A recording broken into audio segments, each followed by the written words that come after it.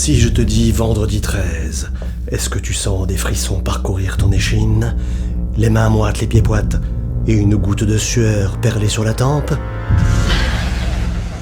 Eh bien, c'est certainement parce que tu es parasclévidécatriaphobe, phobique du vendredi 13. On en parle ?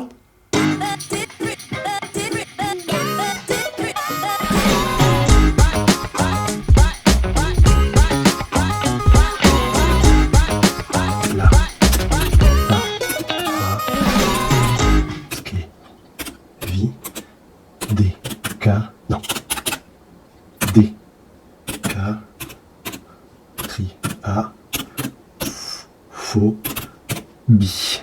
Voilà.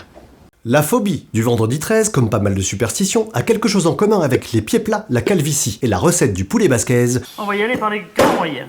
Voilà. Et voilà. Elle se transmet de génération en génération. Si tu es parasclévidécatriaphobe, c'est que tes parents sont parasclévidécatriaphobes et tes grands-parents sont parasclévidécatriaphobes et franchement, je ne les remercie pas pour cette phrase.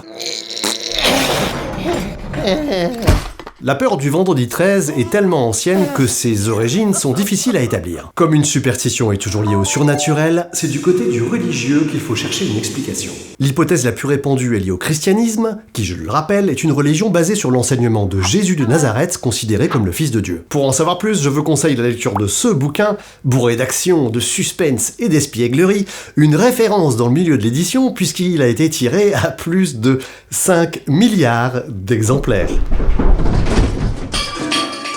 Aïe. Belle humiliation pour Guillaume Musso, Marc Lévy et Bruno Le Maire. À leur décharge, la Bible est vieille de 2 à 3 000 ans, ce qui leur laisse encore une petite marge de progression. La Bible donc, dans sa partie la plus récente, dite du Nouveau Testament, une sorte de saison 2, raconte les nombreuses péripéties de Jésus. Entouré d'une bande de disciples, il prône partout le rejet de la fortune, du prestige et de l'intérêt au profit de l'amour et du partage. Tu te doutes bien qu'avec un programme comme celui-là, Jésus ne se fait pas que des copains. Devenu l'ennemi public numéro 1, et flairant la fin approchée, il décide d'inviter tous ses potes à un ultime dîner. Comme vous pouvez le constater sur ce document d'époque, et bien qu'il soit très à table, l'ambiance est tout beau fixe jusqu'à ce que Jésus, l'homme à la belle miche, annonce qu'un des convives, un certain Judas, le 13e invité, va le trahir. Mais regardez-moi cette belle tête de coupable. Bien vu Jésus qui sera crucifié dès le lendemain par les CRS romains. Un vendredi, le 13 et le vendredi commencent ainsi leur sulfureuse carrière.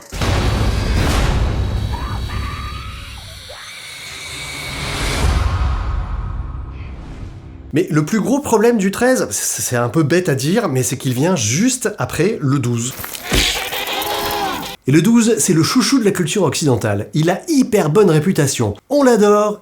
Il est partout. 12 mois dans l'année, 12 signes du zodiaque, 12 heures le jour, 12 heures la nuit, 12 divinités de l'Olympe, 12 travaux d'Astérix, Cronenbourg en pack de 12. Le 12 est harmonie, cycle achevé, accomplissement. Et le 13, c'est clairement un de trop. Le 13, c'est l'intrus mal fagoté de Traviole. I made it through the wilderness. C'est le caillou dans la sandale, c'est le cheveu dans la soupe. Le 13 perturbe, le 13 dérange, le 13 est déséquilibre, fin de l'harmonie. Personne n'aime le 13. Et même quand on est un occidental pas très fut-fut, le 13 fait peur, le 13 porte malheur. Et ça peut aller assez loin. Ainsi, nos chers amis américains évitent parfois de construire un 13e étage à leurs immeubles, une 13e rue ou une 13e avenue, ou même parfois une chambre 13 dans les hôpitaux. Chargez. Attention. À bord d'un avion de notre bonne vieille compagnie nationale Air France, vous ne trouverez pas de siège portant le numéro 13. Enfin, sais-tu quelle est la 13e carte du tarot divinatoire ? La mort. Crash du vol 571 dans les Andes.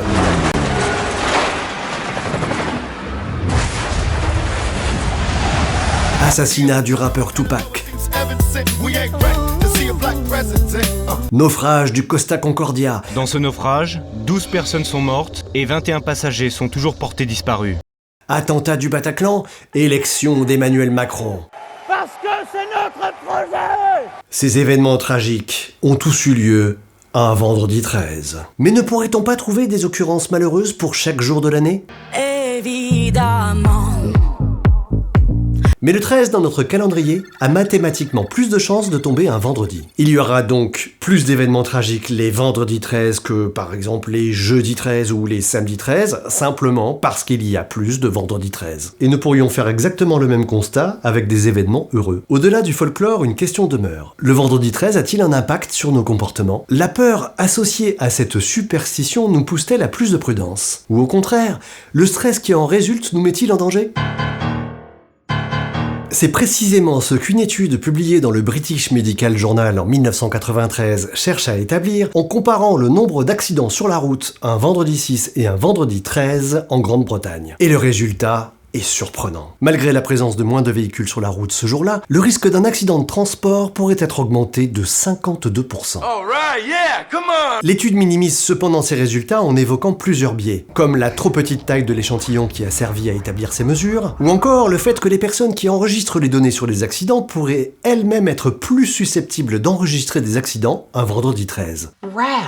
Les perceptions et les croyances des gens se réalisent-elles d'elles-mêmes? Si vous croyez suffisamment quelque chose, cela se produira-t-il réellement? En attendant les réponses à ces questions difficiles, nous devrons peut-être simplement accepter que le vendredi 13 soit effectivement malchanceux pour certains et qu'il soit peut-être plus sûr de rester à la maison. Rassurez-vous, une autre étude de 2008, néerlandaise cette fois, basée sur les statistiques des compagnies d'assurance, démontre exactement l'inverse. Moins d'accidents, d'incendies et de cambriolages les vendredis 13. Mais qu'il y ait plus ou moins d'accidents, il n'en reste pas moins que le vendredi 13 n'est pas un jour comme les autres. Bien évidemment! Bien évidemment! Alors pour ne pas vous gâcher la vie, rasez les murs, restez cloîtrés chez vous, sombrez dans la névrose du paraskevidécatriaphobe, écoutez bien cet ultime conseil, ne soyez surtout pas superstitieux, ça porte malheur.